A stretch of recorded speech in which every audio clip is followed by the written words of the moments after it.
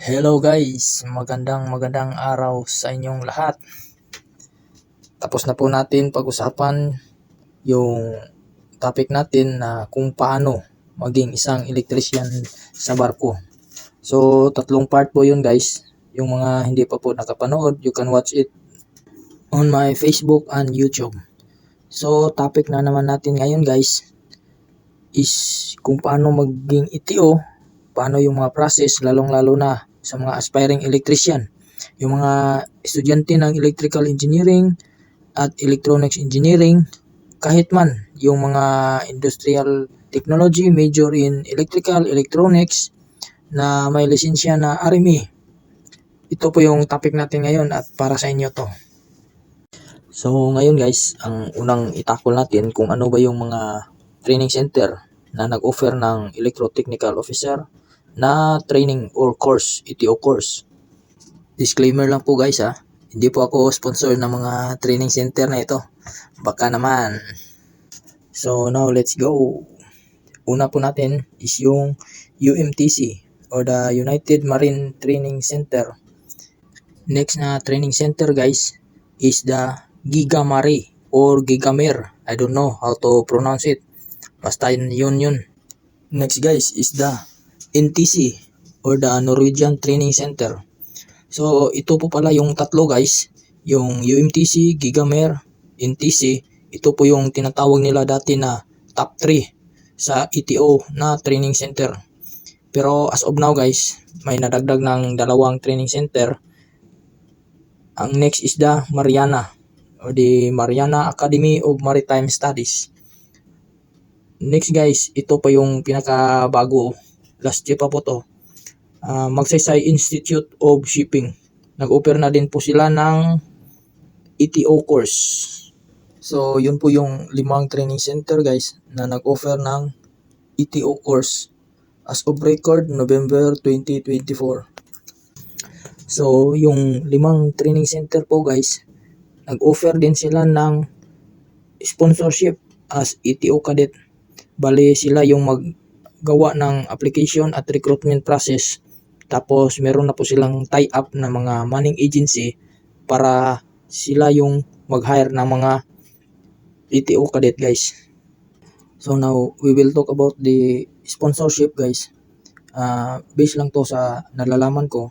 Yung sponsorship pala, may dalawang klase to guys. Merong fully sponsored ng manning agency, meron ding percentage lang ng amount sa ETO course yung babayaran ni manning agency. Bali, for example, 50-50 yung sharing guys ng ETO course fee. Bali, 50% babayaran ni manning agency, 50% sa'yo. So, yung mga ganun guys, depende na po yun sa mga manning agency na mag-sponsor ng training na yun guys. So now guys, pag-usapan natin kung ano ba yung mga qualification and requirements ng mga training center na ito, yung 5 training center guys, para makapag-apply sa sponsorship as ETO cadetship program guys. I will just generalize guys kasi almost they are just the same qualification and requirements. So you must be a graduate of Bachelor of Science in Electrical Engineering, Bachelor of Science in Electronics and Communication Engineering, Bachelor of Science in Electronics Engineering, Bachelor of Science in Industrial Technology, major in Electrical, Electronics, Instrumentation, Mechatronics, and Automation. Next guys is preferably, so mas prepare nila if holder ng PRC license like REE, RECE, and RME.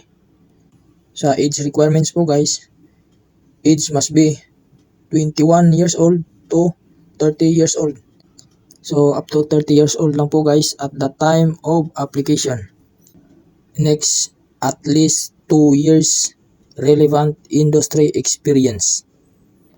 Next guys, preferably holder of passport and seaman's book.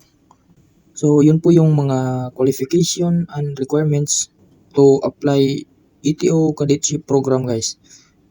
Ulitin ko po, hindi po ako affiliated or sponsored ng mga training center guys. Share ko lang yung mga ideas ko at mga nalalaman ko para matulungan din kayo.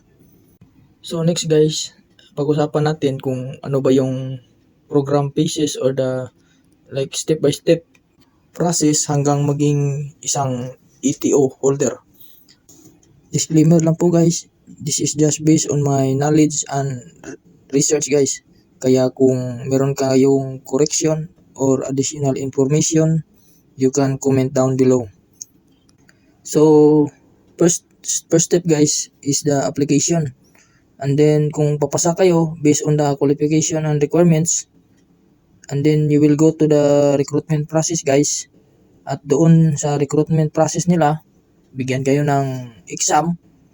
Next is the interview. Sa interview guys, merong technical, meron din doon sa principal interview. And then after guys, kung papasa na kayo doon sa exam, interview, mag-medical na po kayo. But not all training center guys na ganun talaga yung process. So may iba posible na una yung medical, tapos exam. So depende na po yan sa training center guys, pero ganun talaga yung mga pagdaanan nyo. Next guys, kung pasado po kayo lahat sa mga yon, is already the program proper. So sa ETO course guys, you will undergo 4 to 6 months na training. Depende po yun sa training center guys. So after sa training guys, yung maning agency na nag-sponsor sa inyo, sila po yung magbigay ng line-up or barko na sasampahan nyo po guys. Bali, sasampa po kayo guys as ETO cadet for not less than 8 months. Bali, pagsampa nyo po guys, may dala-dala po kayong TRB or the training record book na pirmahan at i-assist ng mga engineers on board. After ng 8 months on board experience guys as ETO cadet, pagbaba nyo po, meron pong debriefing yung training center. And then after debriefing, apply po kayo ng ETO assessment, practical assessment sa mga accredited assessment center ng Marina. And after pumasa po kayo sa assessment guys, so mag-apply na po kayo ng ETO COC. So now guys, this ETO cadetship program is a study now pay later na ino-offer ng mga maning agency na nag-sponsor sa inyo. Bali, ang mangyayari po guys is merong bond contract between the maning agency and the ETO cadet ng 5 years. Bali, mag-serve kayo ng up to 5 years sa company na nag-sponsor sa inyo guys. So, base sa nalaman ko lang is kung hindi mo matapos yung bond contract or the 5 years, bali magbayad daw kayo sa nagastos ng maning agency sa kinuha nyo na ETO course or the ETO training. Yung 5 years guys, mag-start po ang counting when you sign on as full-fledged ETO.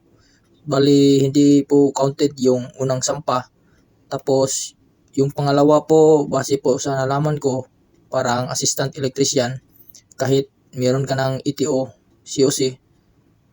Comment down below po guys yung mga nakakaalam at yung mga program kung tama po ba yung info ko. Invite ko kayo guys sa upcoming 2024 ANC LEPSAC webinar.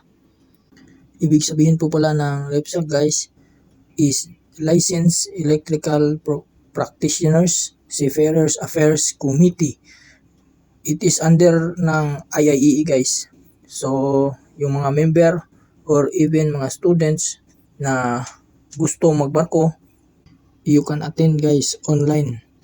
So, yung mga resource speaker po natin dito is yung mga veteranong mga electrician sa barko. This will be on November 26 guys, 2024 from 8 AM to 5 PM.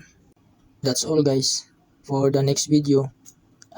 Pagpatuloy po natin yung topic about ETO. Yung mga what if kung hindi ako makapasok ng ETO Kadichi program, paano ba ako maging isang ETO?